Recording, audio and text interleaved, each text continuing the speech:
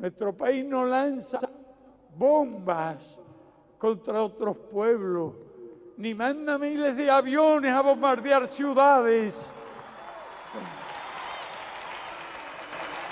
Nuestro país no posee armas nucleares, ni armas químicas, ni armas biológicas.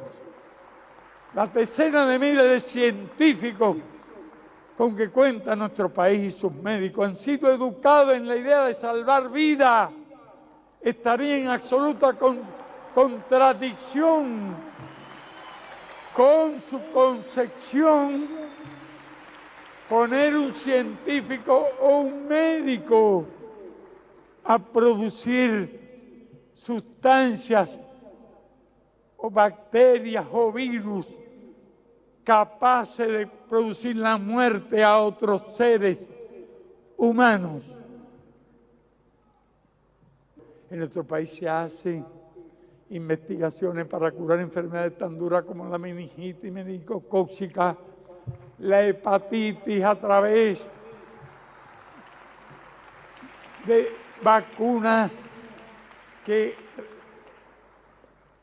produce a través de técnicas de ingeniería genética, o, algo de suma importancia, la búsqueda de vacunas o de fórmulas terapéuticas a través de la inmunología molecular. Perdónenme si he empleado esta palabra técnica, quiere decir a través de métodos que atacan directamente las células malignas.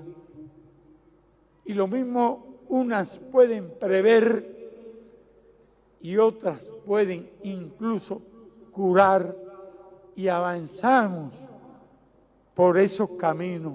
Y ese es el orgullo de nuestros médicos y de nuestros centros de investigación.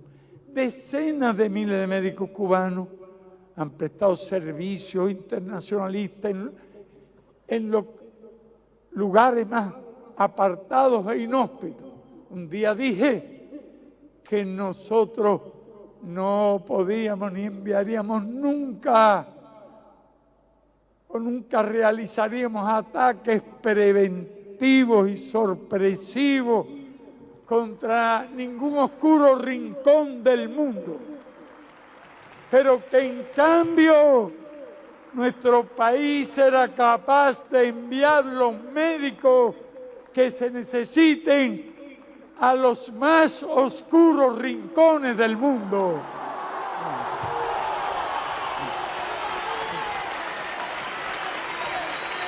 Médicos y no bombas, médicos y no armas inteligentes de certera puntería, porque al fin y al cabo un arma que mata traicioneramente no es absolutamente un arma inteligente.